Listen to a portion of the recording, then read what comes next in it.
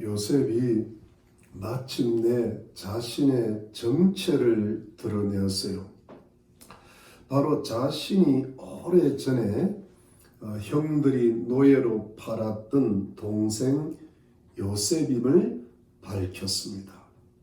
그러나 형들이 그렇게 악한 일을 했음에도 불구하고 근심하지 말고 한탄하지 말라고 하면서 요셉은 오히려 형들을 위로하고 용서를 하였습니다.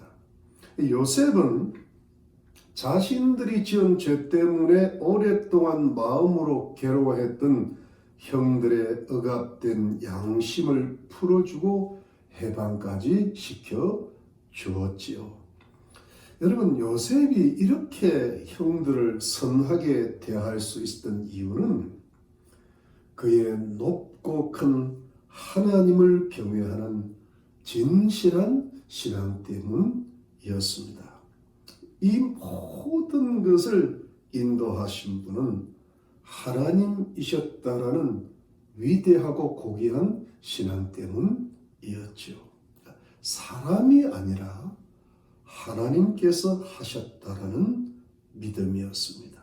심지어 사람의 죄악도 허용하시고 그 죄악까지 역이용하셔서 모든 것을 합력해서 선을 이루심으로 결국은 하나님을 경외하는 사람을 유익하게 하시고 축복을 해주셔서 하나님의 영광을 나타내게 하셨다라는 하나님의 절대적인 주권적 섭리를 분명하게 믿는 신앙을 요셉이 가지고 있었던 것입니다. 그래서 요셉이 아주 크고 넓은 그야말로 넉넉하고 따뜻한 마음으로 형들과 상봉을 하게 되었는데요. 여러분, 역시 형제 상봉의 감격은 많이 우는 것이지요. 여러분 14절 한번 보시죠. 14절에 보니까 요셉이 자기 아우 베냐민의 목을 안고 우니 베냐민도 요셉의 목을 안고 우니라. 요셉이 또 형들과 입맞춤에 안고 우니 형들이 그제야 요셉과 말하니라. 여러분, 요셉은 참 많이 울었던 것 같아요. 왜냐하면 마음이 순수하고 정서가 풍부했던 사람인데요. 여러분, 이 요셉이 자신과 어머니가 같은 그 어머니가 라헬이죠. 어머니가 같은 그 친동생 베냐민의 목을 안고 우는 거예요. 동생 베냐민이 아주 어릴 때 헤어졌으니까 얼마나 이 동생 베냐민이 보고 싶었을까요? 이 동생 베냐민도 형 요셉의 목을 안고 함께 울었지요. 정말 감격스럽고 눈물 나는 장면입니다. 그리고 나서 요셉은 형들과도 입맞춤에 인사를 하면서 형들을 안고 울었습니다. 이것은 요셉이 정말 형들을 진심으로 용서하고 사랑하는 마음을 가졌다는 것을 증명해주는 장면이었습니다. 요셉의 사랑을 형들에게 전달하는 것이지요. 이러고 나니까 비로소 그 형들이 놀라워했고 또 두려웠던 모든 마음들이 풀리기 시작하면서 요셉과 대화를 나누게 되었죠. 이제야 형제 상봉이 잘 이루어졌던 것입니다. 그런데 여러분, 요셉이 아주 급했던 모양이에요. 형제들과 포옹을 하면서 눈물로 상봉하고 미처 화해를 나누기 전에 한 일이 있어요. 요셉이 아주 급하게 형들에게 당부하고 부탁을 한 일이 있어요. 여러분, 그것이 무엇일까요? 여러분 9절 보시죠.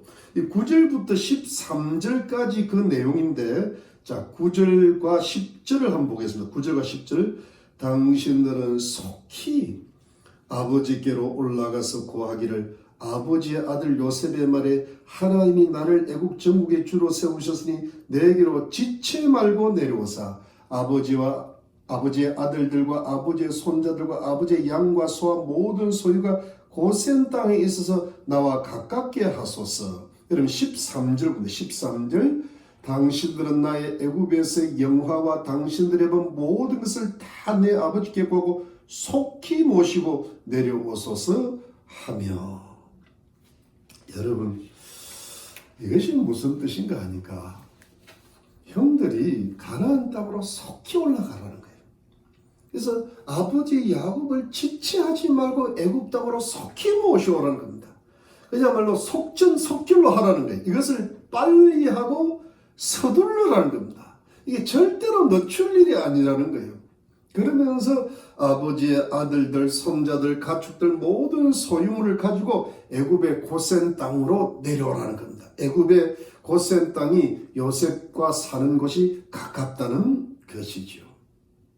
여러분, 이 요셉의 이 말이 아버지 야곱이 그 가문의 모든 것, 그 사람이든 제사지는 다 함께 가나안 땅에서 애굽 땅으로 완전히 이주를 하라는 이야기거든요.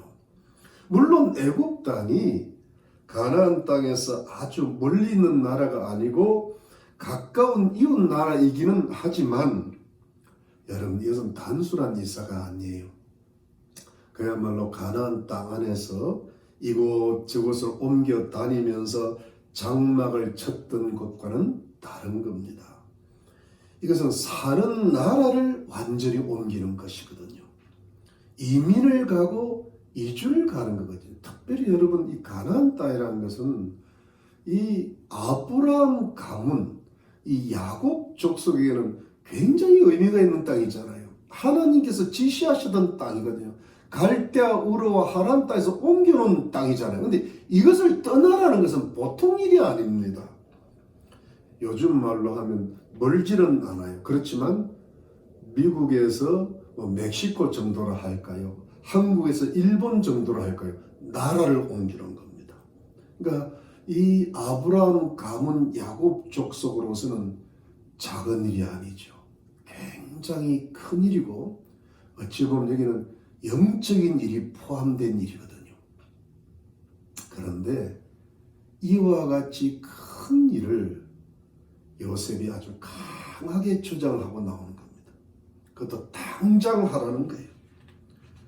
늦출 일이 아니거든요. 이게 사실은 지금까지 요셉이 그렇게 오래 참았고 기다렸고 또 형제 상봉이 충분히 이루어지고 나서 충분히 의논할 수 있는 일인데 자기의 정체를 밝히자마자 이 모든 일은 하나님께서 하셨다라고 하나님의 주권적인 섭리를 이야기하고 나자마자 빨리 모시고 오라는 거예요. 빨리 오라는 거예요. 그러고 나서 형제 상봉을 하고 우는 거예요. 요셉이 이렇게까지 급하게 서둘렀던 이유가 무엇일까요? 여러분 그것은 우선은 요셉이 당시의 상황의 심각성, 즉 사태의 심각성을 잘 알고 있었기 때문에 여러분 11절 말씀 11절에 흉년이 아직 5해가 있으니 내가 거기서 아버지를 봉양하리이다.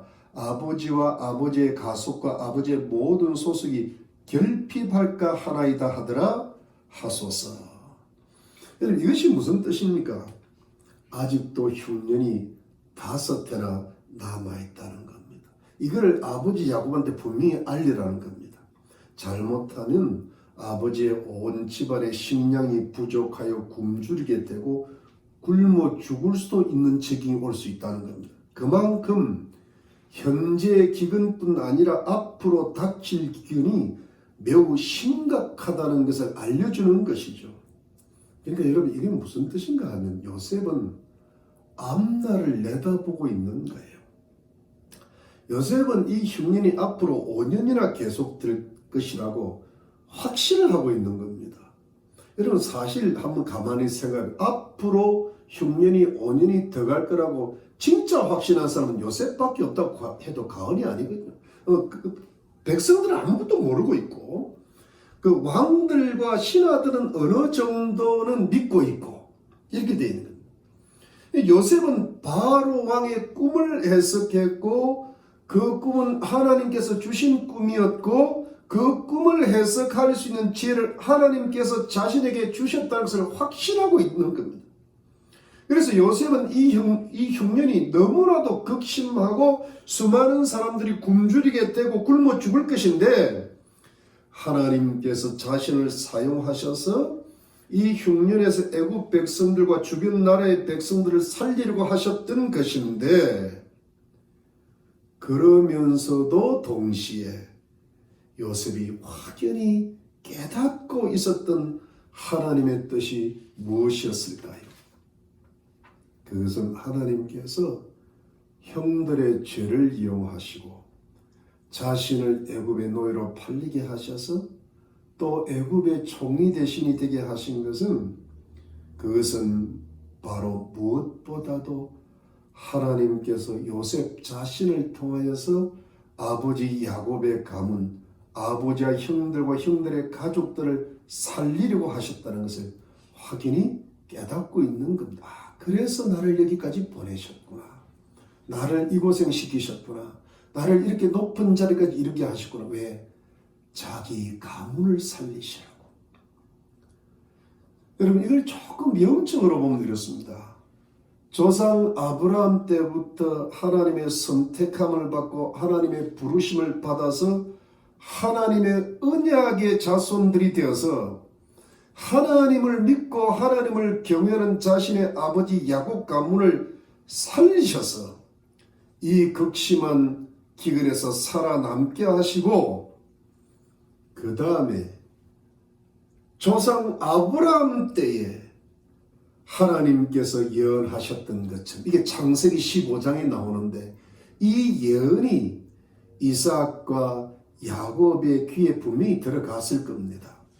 근데 이것을 요셉이 어느 정도 알고 있었다고 봅니다. 근데 이 야곱 가문을 이 애굽 땅에서 보존하시고 400년 동안 이스라엘 민족으로 성장하게 하셔서 다시 가나안 땅으로 돌아가게 하시려는 것이 하나님의 원래 원대하신 계획이었고 뜻이었다는 것을 요셉이 확연히 깨닫고 있었다는 겁니다. 지금 하나님이 그때 예언하신 그것이 바로 이때를 위함이었다는 것을 요셉이 모를 리가 없습니다. 굉장한 지혜의 사람이잖아요. 그러니까 요셉이 아버지 야곱 가문 또 조상 아브라함 때부터 내려오는 하나님이 선택하신 하나님의 가문을 향하신 하나님의 섭리를 깨닫고 있었으니 무엇보다도 이 하나님의 계획과 뜻부터 급하게 실행하고 싶었던 것이죠. 왜? 이것이 요셉의 마음에 꽉 차 있었으니까요. 여러분 그러니까 두 가지예요. 하나는 현실의 심각성이죠. 흉년이 아직 5년이나 남았지요. 근데 사람들은 잘 모릅니다. 그냥 흉년이 이러다가 말다가 끝날 수도 있잖아요. 심지어 아버지 야곱도 형들도 그렇게 생각하죠. 모든 사람이 다 그렇게 생각하죠. 근데 앞으로 상황이 얼마나 심각한지는 아무도 몰라요. 정말 몰라요. 그러나 요셉이 알기로는 앞으로 수많은 사람들이 굶주리게 될 거라는 겁니다. 애굽 사람들까지도 자신의 모든 소유를 다 팔아요. 나중에 모든 걸 다 팔아야 돼요. 그래야 굶주림을 면할 수 있을 정도가 된다는 걸 알고 있습니다. 그러면 이웃나라 백성들은 말할 것도 없고 가나안 땅의 백성들은요 아마 수많은 사람들이 굶주렸을 것이고 굶주려서 죽을 수도 있었을 것입니다. 그 당시 많이 죽었을 거예요.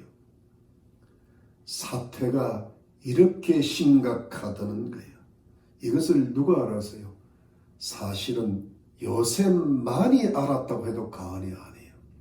여러분 이 나라와 세계 지도자의 자질은 보통 사람들이 잘 모르는 걸 아는데 그게 특별히 시대의 어려움들, 사태의 심각성을 꿰뚫어보는 통찰력이 있어야 된다는 겁니다.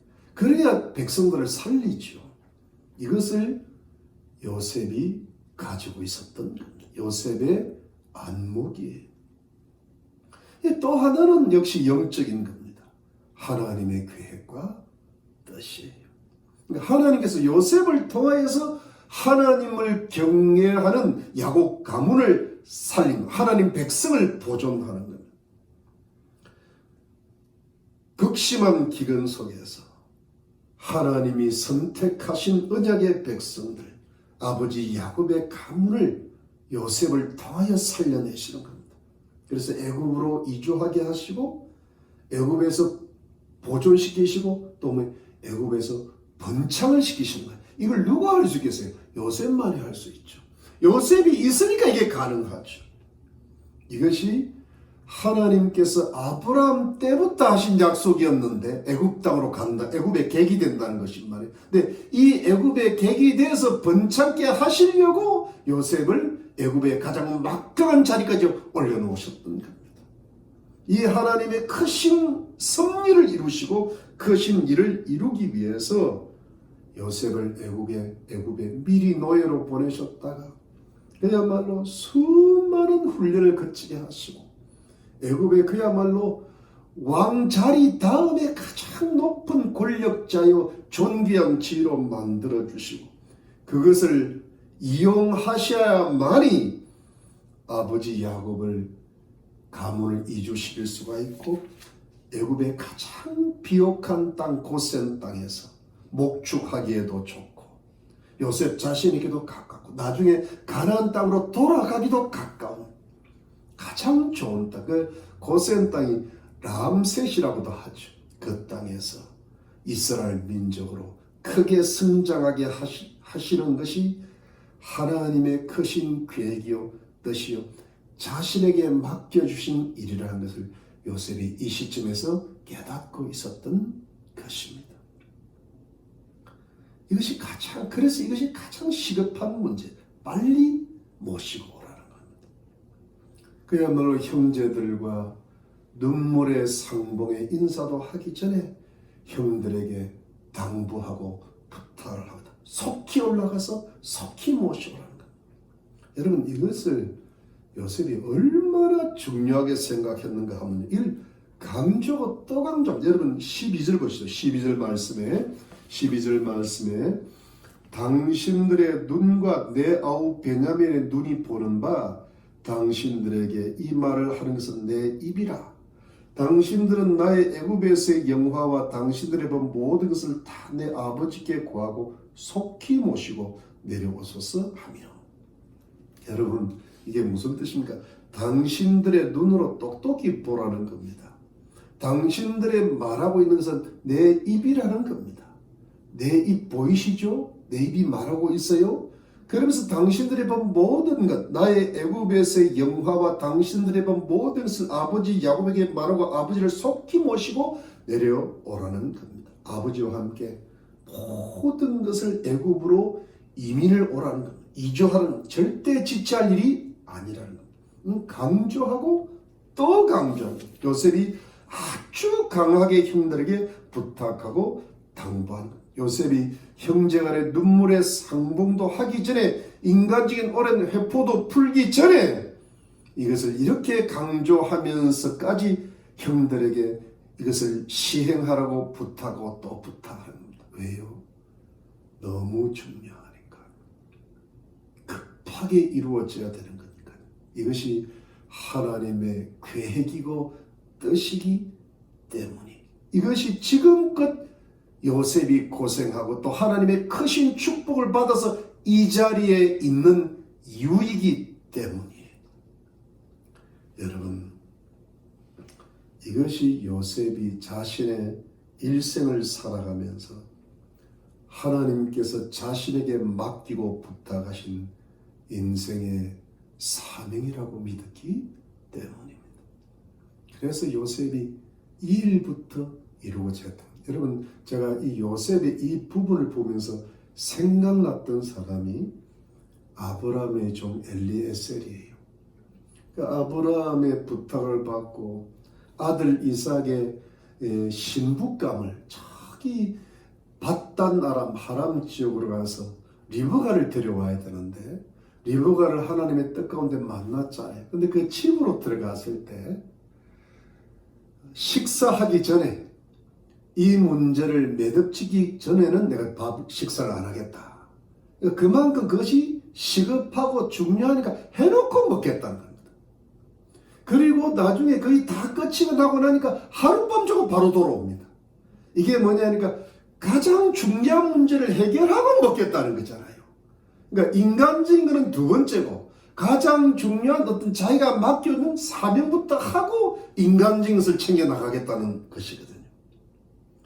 제가 그 생각이 났죠. 이게 어떤 규모는 좀 틀릴 수 있지만 역시 신실한 사람은 자기가 무엇을 해야 되는지를 먼저 하고 그 다음에 인간적인 것을 해도 늦지 않다는 걸 알고 있었던 겁니다. 사랑하는 성도님들, 우리는 성경의 이런 부분을 보면서 요셉의 이런 신실한 모습을 보면서 하나님께서 우리에게 주시는 영적인 교훈을 무엇이라고 받으면 좋겠습니까? 그것은 여러분 이것입니다. 우리가 인생을 다 같이 살아가는데 우리가 인생을 살아갈 때 인생을 살기 위해서 살지 말고 사명을 위해서 살아가라는 뜻입니다. 하나님께서 내게 맡겨주신 사명을 깨닫고 그 사명을 이루기 위해서 살아가라는 것이죠. 여러분 간단하게 줄임을 했습니다. 살기 위해서 살지 말고 사명을 위해서 살아야 한다는 것입니다. 여러분 살기 위해서 산다는 게 뭐예요? 인간이 태어났으니까 살아야 하고 또 사니까 열심히 살아야 되고 또 열심히 살아서 이것저것 내가 하고 싶은 일을 하고 모으고 싶은 것을 모으고 그래서 어떻게 늙어서 나이 들어 죽는다는 것입니다. 이 사람의 인생은 이 범주를 벗어나지를 않죠. 아무리 위대한 영웅도 어느 날 젊은 나이에 가는 경우들이 참 많잖아요. 여러분 가장 참 안타까운 사람이 그 유명한 알렉산더 대왕이잖아요. 그야말로 헬라 제국을 33살에 그야말로 엄청난 제국을 만들어 놓고 그 젊은 나이에 그냥 죽어버리고 가는 거예요. 그래서 그런 예화가 있잖아요. 자기 손을 관 밖으로 좀 내놓고 장례를 치러라. 왜냐하면 다 빈손으로 왔다가 빈손으로 간다는 그런 뜻이죠. 그 위대한 소위 영웅도 그렇게 가는 게 인생인데 우리 모든 인생이 다 그 범주를 벗어나지를 못하죠. 그러나 사명을 위해 산다는 게 뭘까요? 우리가 하나님의 크신 은혜를 받아서 예수 그리스도를 믿게 되었고 그 예수님을 믿음으로 죄 사함의 은총을 받고 구원을 얻은 하나님의 거룩한 백성이 되었으니 이제부터 나를 향하신 하나님의 계획과 뜻을 잘 찾고 깨달아서 이것을 내 인생의 사명으로 삼고 하나님의 영광을 위해서 살다가 하나님께서 맡겨주신 사명을 다하고 천국으로 들어가는 것이 하나님 백성들의 인생인 줄로 믿는 것입니다. 여러분 물론 사람이 태어났으니까 인생을 살아야 되겠죠. 열심히 살아야 되겠죠. 공부도 해야 되고 또 직장도 다녀야 되고 결혼도 하고 자식도 낳고 또 키우고 또 인간으로서 해야 될 일들이 어떤 공통적인 일들이 많이 있잖아요. 사람이 살아가면서 해야 할 일들이 참 많죠. 여러분 오늘 본문을 중심으로 봐도 사람들이 생존을 해야 되니까 형들이 애굽의 양식사로 왔지 않았겠어요.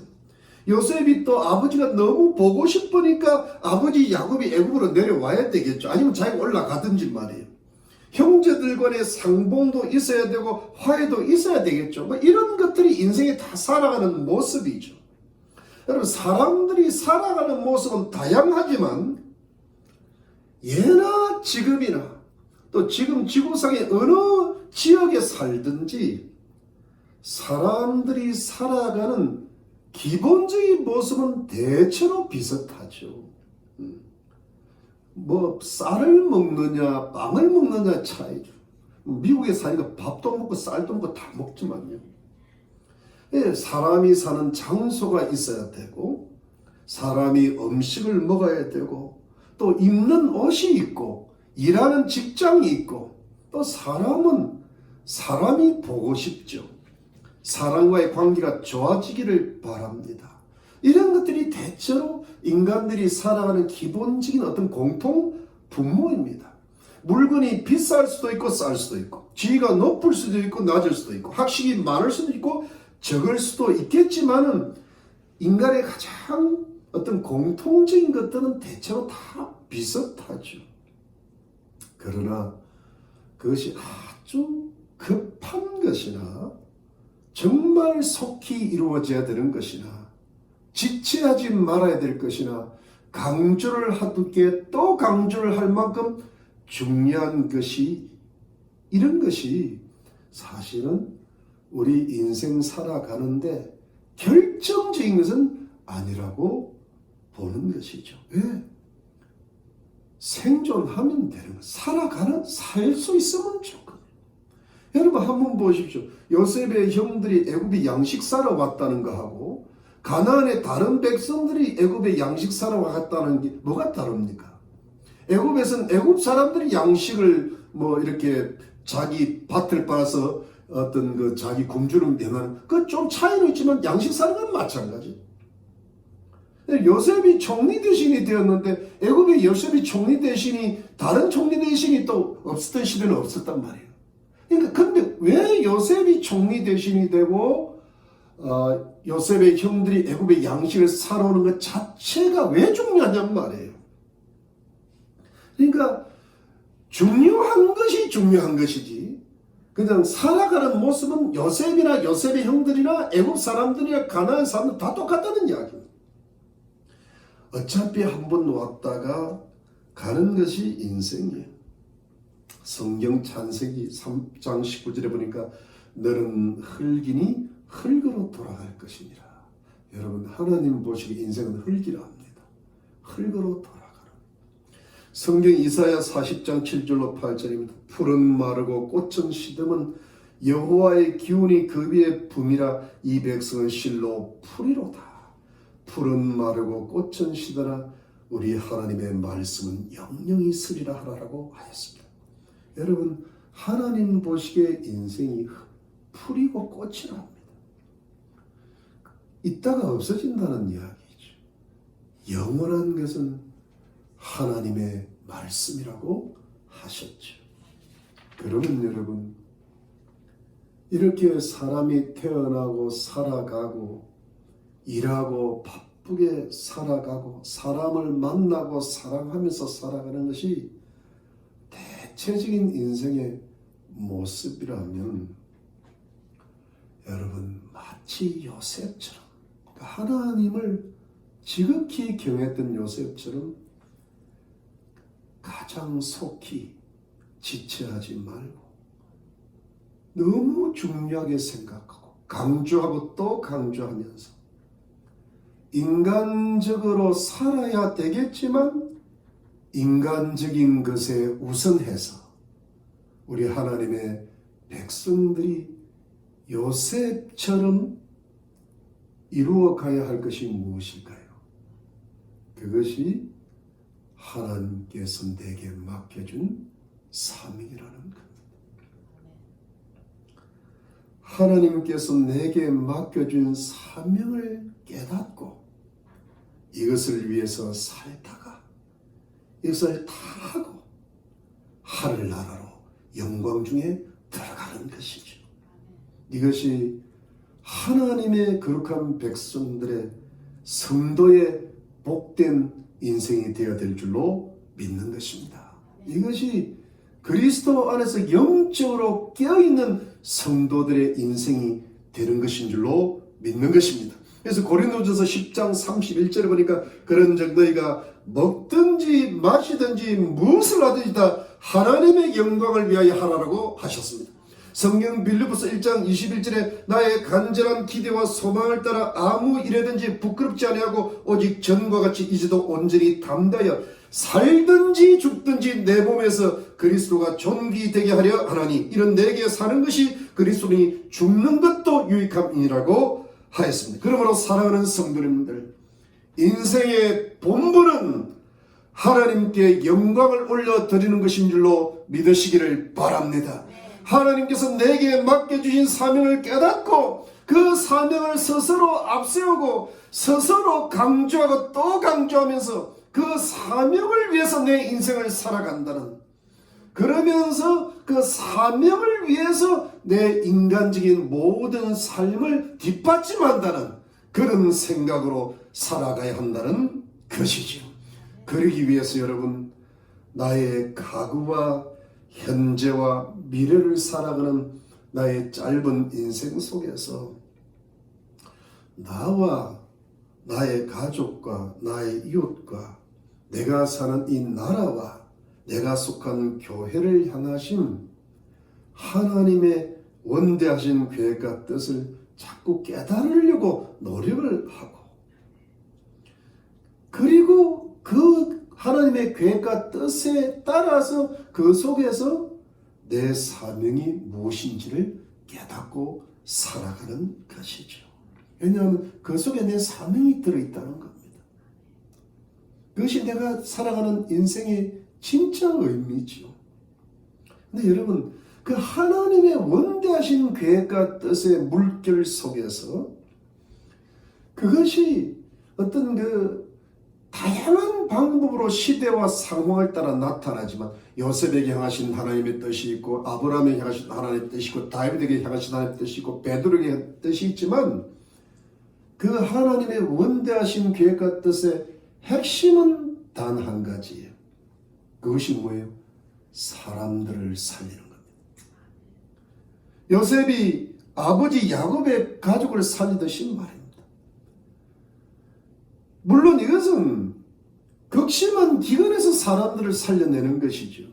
그런데 여러분, 이 극심한 기근에서 사람을 살려내시는 영적인 의미가 뭐예요? 그것은 사람들의 영혼들을 구원해내시겠다는 겁니다. 사람의 영혼을 구원하시고 결국은 사람들을 천국으로 인도하시는 것이 하나님의 계획과 뜻이거든요. 이스라엘 민족을 통하여서 예수님이 탄생하게 하시고 예수님을 통하여서 인류의 영혼이 구원을 받는 길을 활짝 열어놓으신 것이 하나님의 뜻이거든요. 이것이 하나님의 인류 구원의 계획이거든요. 이것이 구속사라고 그러죠. 구속사. 하나님의 궁극적인 계획과 뜻은 사람 영혼의 구원인 것입니다. 사람의 영혼을 지옥에서 지옥 갈 영혼을 천국으로 인도하는 것이 하나님의 구원의 계획인 줄로 믿으시기를 바랍니다. 이것이 사람의 영혼의 구원을 위한 것이고, 사람 영혼 구원을 위해서 사람의 육신도 살려내야 돼요. 일단은 양식을 먹어야 영혼 구원이 일어나는 거예요. 그래서 사람의 영혼을 구원하기 위해서 사람의 육신을 보존하고, 그래서 야곱 가문을 애굽에 이주시키는 거죠. 왜냐하면 일단 보존을 해야 되니까요. 이것을 위해서 요셉의 인생은 어떻게 돼요? 노예로 되었다가 애굽의 총리로 살아가는 의미가 여기서 나오는 겁니다. 그러면서 뭐예요? 아버지도 보고 싶고 형제 베냐민도 보고 싶고 형들과 화해도 하고 여러 가지 인간적인 오고 가는 어떤 공통적인 일들이 일어나는 것이죠. 그러니까 하나님의 구원의 계획을 위해서 인생들이 있다는 것이죠. 마치 태양을 중심으로 지구가 돌아가듯이 말입니다. 그러므로 하나님의 계획과 뜻이 분명하죠. 그것은 사람의 영혼을 구원하는 겁니다. 이것이 창세기부터 요한계시록까지의 주제요 목적입니다. 하나님의 뜻이요 계획입니다. 이것을 위해서 사람의 육신도 살려내고 가족과 이웃들도 사랑하고, 그리고 내가 일하고 고생하고 하나님의 축복도 받는 여러 가지 인간적인 일들, 직장도 일하고 아이도 키우고 건강도 관리하고 살아가는 것이죠. 그러므로 여러분, 우리가 이런 하나님의 뜻과 계획에 우리 인생의 초점을 맞춰야 되는 거죠. 그러니까 인생을 좀 이렇게 거꾸로 산다 보시면 돼요.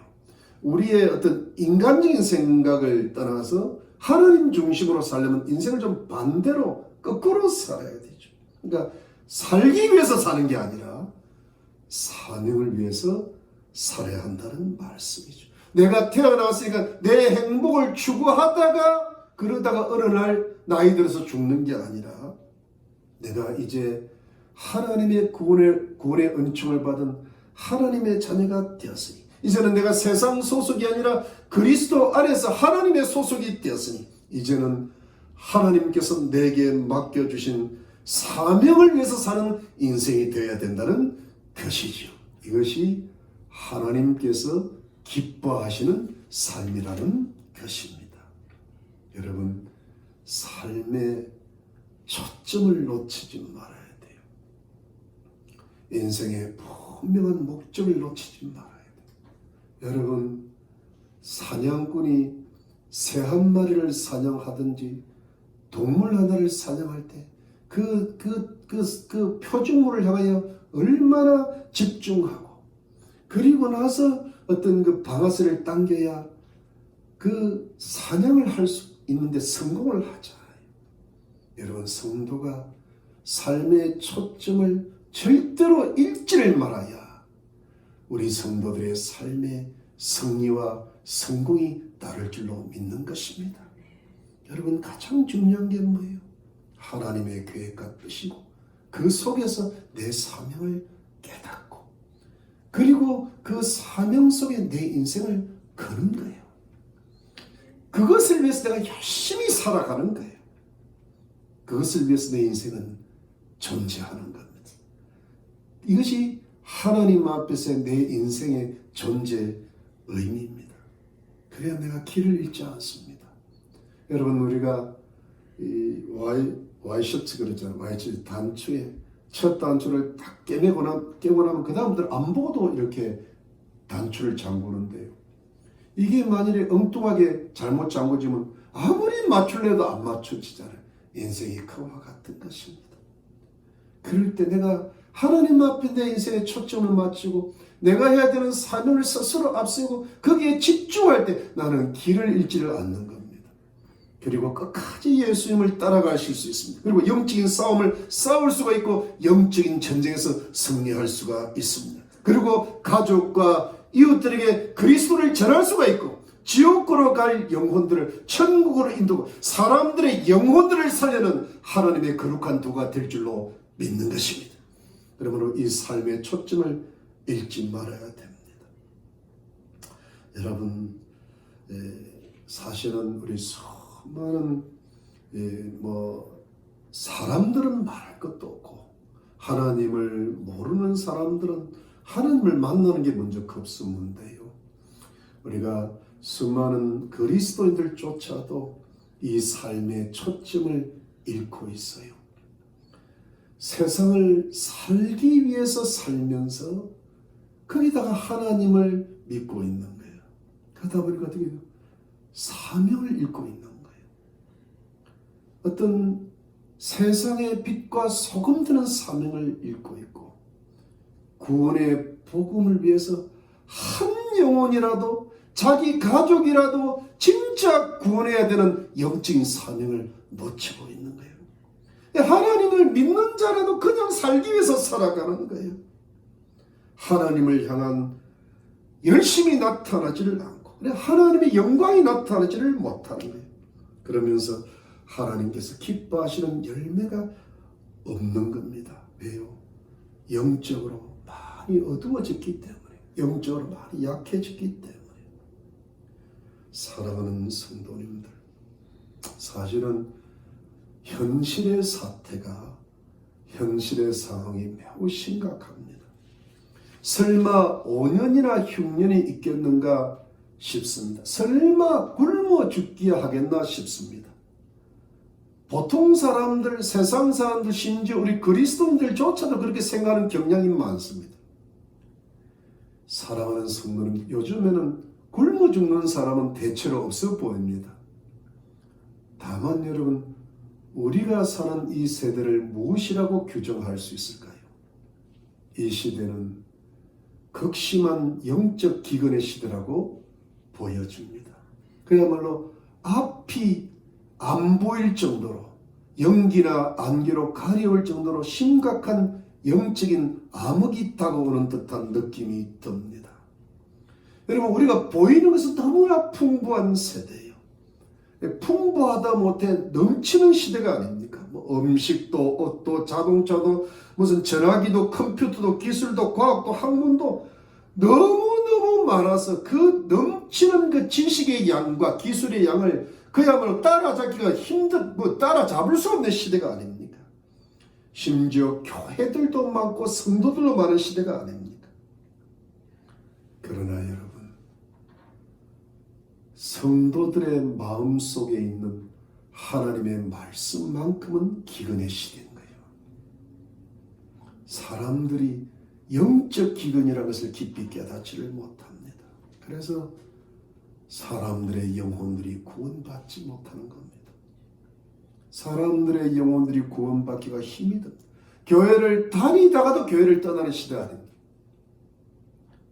성도들조차 하나님 중심의 초점을 잃어가고 있습니다. 자기 중심으로 하나님을 끌어다 놓고 있습니다. 지구 중심으로 태양이 돌아라는 말과 똑같습니다. 사명 중심으로 살지 않습니다. 자기 행복 중심으로 하나님을 믿습니다. 성도들의 영적인 타락이 극심합니다. 정말 하나님께서 기뻐하시는 참된 신앙의 사람을 찾아보기가 힘들 정도입니다. 여러분, 이 시대는 우리가 하나님을 믿고 하나님을 뜨겁게 섬기려는 그 신앙을 약하게 만들려는 수많은 어떤 사상들과 수많은 이데올기들이 극심하게 난무합니다. 공산주의, 사회주의, 동성애, 이슬람, 진화론 등과 각종 부정과 불법과 범죄 공격을 엄청나게 받고 있죠. 이것이 우리가 알게 모르게 사람들의 영혼들을 흔들고 있고 사람들을 미혹시키고 있습니다. 종교 다원주의와 자유주의가 인간의 영혼을 종교화시키고 만들고 있습니다. 구원을 받지 못하게 만들고 종교화 만들고 있는 겁니다. 여러분, 저는 그렇게 잘 모르지만은 그저 제 상식으로 알기에 한국에서는 우리 사랑제일교회 건물이 강제 철거를 당했다고 합니다. 그리고 하나님께 드리는 예배를 억압하고 금지하는 법들이 지금 만들어지고 있다고 합니다. 여러분, 이거는 무엇을 뜻합니까? 문재인 주사파 정권이 대한민국을 조용히 해체시키고 있다는 뜻이죠. 근데 이게 왜 그래요?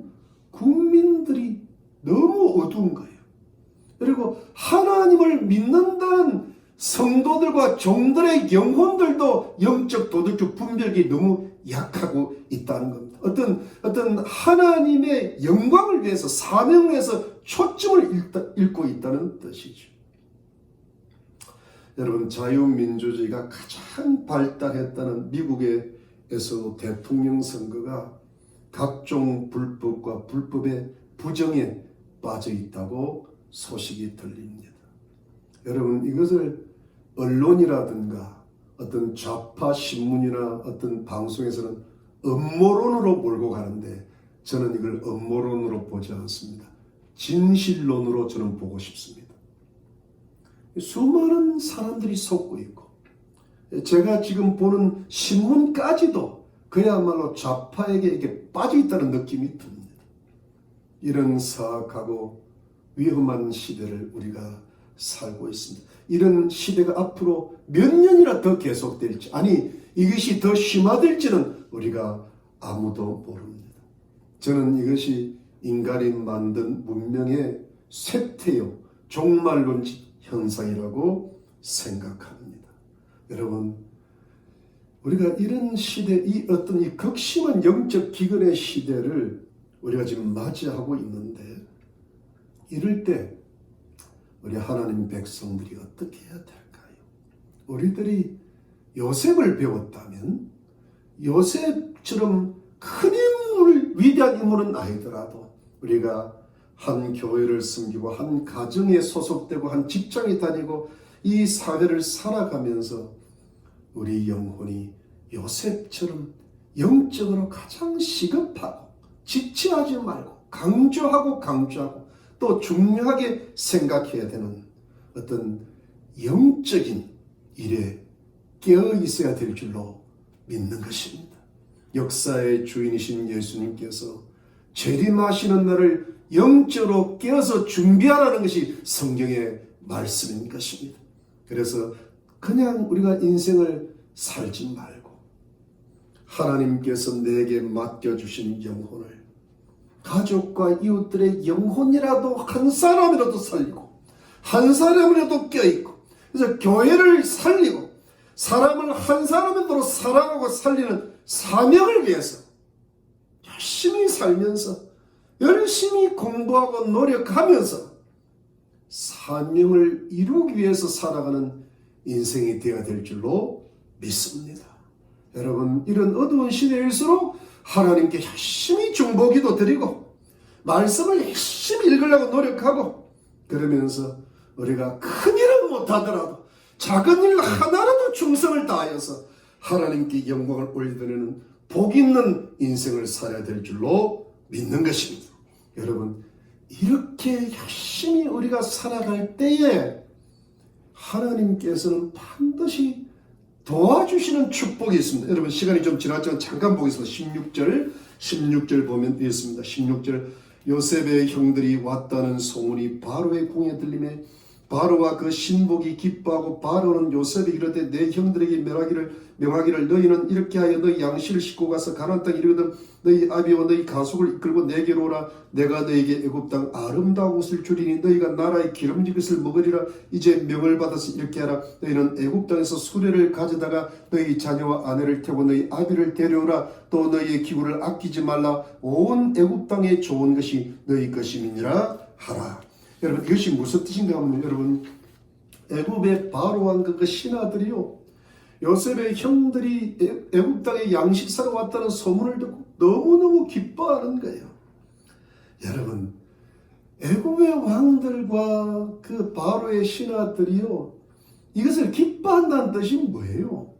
이것은 뭐냐니까 요셉이 그만큼 그들의 존경과 신임을 한 몸에 받았다는 뜻이잖아요. 근데 여러분, 이것도 관계 있는 게 요셉처럼 높은 사람이 정말 하나님의 계획과 뜻을 위해서 살고 자기 사명을 위해서 사니까 이런 존경과 신임을 받을 수가 있는, 그렇지 않으면 높아지면 반드시 욕심이 들고 교만해지고 자기 가진 것을 자랑하고 그러다 보면 신임과 존경을 잃게 되고 오래 못 가는 거예요. 저는 여러분 이런 모습을 보면서 다니엘이 생각이 나는 거예요. 다니엘이 그 바벨론과 페르시아의 가장 높은 지위까지 올라갔는데요.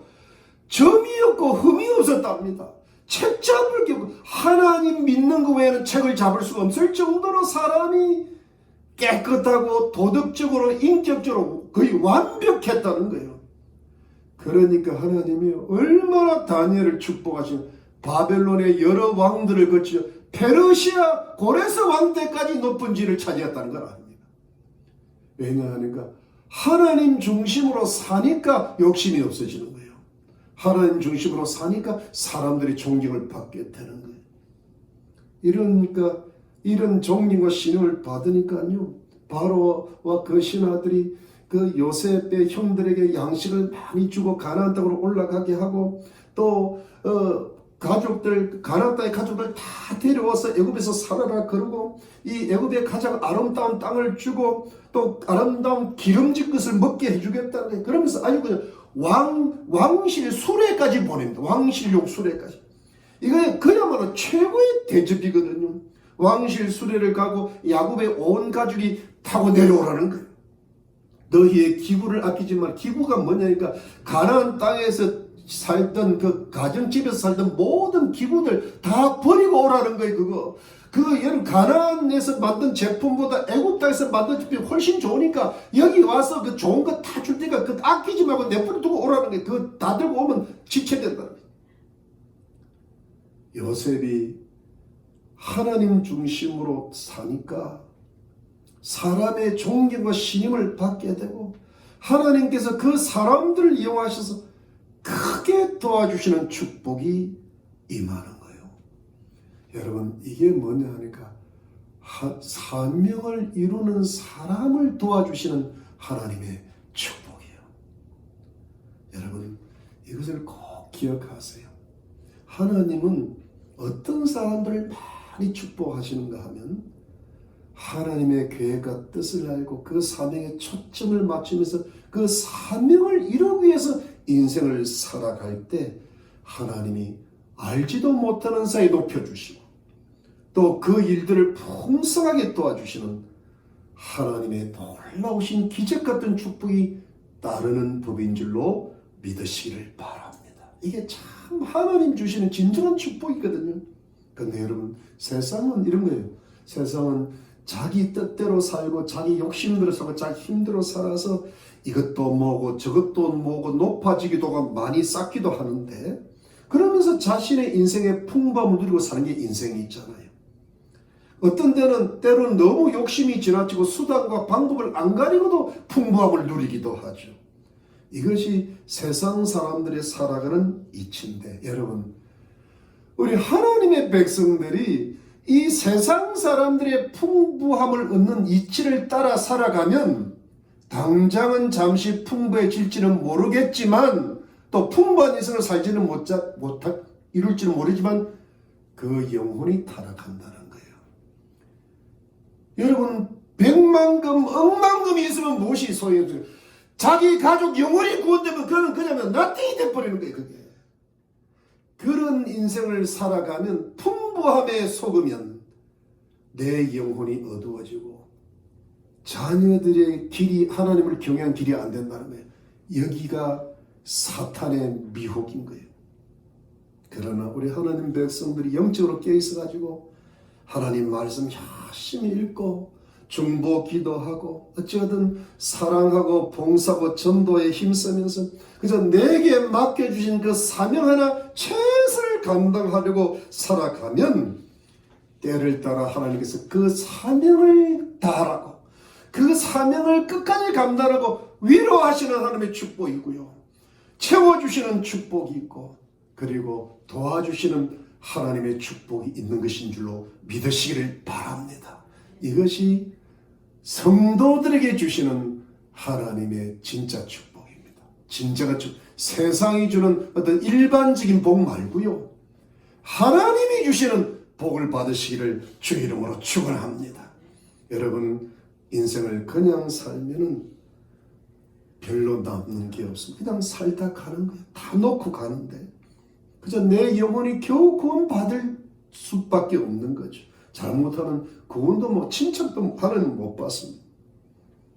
여러분 그러므로 여러분의 인생을 철저하게 시급하게 절대 지체하지 말고 스스로 강조하고 스스로 중요하게 여기면서 하나님의 계획과 뜻을 따라 사람의 영혼을 살리겠다는 사람을 위해서 살아가겠다는 사명 중심으로 바꾸시고 사명에 초점을 맞추시고 또 맞춰 나가시기를 바랍니다. 그리고 인생을 살아가시면 시간이 흐르고 때가 되고 우리 인생의 모든 것을 계산할 때가 됐을 때 여러분 반드시 하나님이 여기까지 나를 도와주셨구나. 환난 가운데서 나를 보호해 주셨구나. 하나님께서 나를 이렇게 축복하셨구나. 이렇게 많은 열매들을 맺게 하셨구나는 아름다운 간증을 하고 하나님께 감사와 찬송을 돌리게 되실 것을 믿으시기를 예수 그리스도 이름으로 축원합니다. 기도하겠습니다. 하나님 감사합니다. 이 세상에 극심한 영적인 기근이 다가오고 있는데 이것을 민감하게 깨닫는 자가 누구이겠습니까? 하나님 요셉이 이것을 깨달았습니다. 우리도 요셉처럼 작은 일이나마 충성을 다하고 사명 중심으로 인생을 바꾸게 하시고 그 사명에 우리의 초점을 집중하게 하시고 그리고 함께 인생을 살아가는 복 있는 인생들이 되게 해 주옵소서. 하나님이 축복하실 줄로 믿고 높여주실 줄 믿고 진정한 복도 주실 줄로 믿습니다. 주의 거룩한 백성들이 세상에서 살고 가정에서 살아갈 때 하나님께서 함께 하시고 피곤하고 바쁘고 힘든 세상 속에서도 주님 앞에 무릎 꿇게 하시고 나를 위해 사는 것이 아니라 하나님을 위해서 사는 참된 성도들이 되게 하시고 영적으로 깨어있게 하여 주시고 하나님이 나를 챙겨주시고 축복해 주실 줄 믿게 하여 주시고 주님께서 기뻐하시는 그 길을 묵묵히 갈 수 있는 은혜를 베풀어 주옵소서. 코로나 가운데서도 우리 성도들의 건강을 지키시고 우리 자녀들의 재능을 키워주시고 축복하시고 필요한 물질로 넉넉하게 채워주시고 이 어두운 시기를 주님과 함께 잘 통과하고 한 사람도 잘못되는 일이 없게 하시고 주의 은혜와 평강을 주의 거룩한 희망의 성도님들에게 베풀어 주시옵소서. 감사합니다. 예수님 이름으로 기도드렸습니다. 아멘. 여러분 우리 지난주 화요일날 우리 추수감사 주간 때문에 한 주 쉬었는데 이번에 다시 재개합니다. 여러분 화요일날 7시 30분에 줌 성경으로 다 열심히 모이시고 빠지지 마시고 늦더라도 꼭 참석하시기를 바랍니다. 여러분 미국이 굉장히 어려운 가운데 있는데 끝까지 이 대통령 선출이 잘 끝날 수 있도록 끝까지 기도하시고 다른 걸 별로 믿지 마시고 그저 기도만 하시면 좋겠습니다. 그리고 여러분 가족과 이웃의 구분에 기도하고 말씀과 기도에 힘쓰시고 항상 깨어 있으시길 바랍니다. 코로나가 확산이 된다고 하는데 언제 끝날지 믿으시면 항상 조심하시고 건강하시고 잘 지내시기를 바랍니다. 우리 축도하겠습니다. 지금은 예수 그리스도의 놀라우신 은혜와 하나님 아버지의 지극하신 사랑과 성령의 위로와 교통과 충만하심이 하나님의 계획과 뜻 가운데서 내 사명을 알고 영적으로 싸워서 깨어서 이겨나가며 하나님이 주시는 진정한 축복을 누리고 하나님께 영광 올려드리기로 다짐하는 하나님의 거룩한 백성들과 가족들과 이웃들 머리머리 위에 지금으로부터 영원토록 함께 계실지어다. 아멘.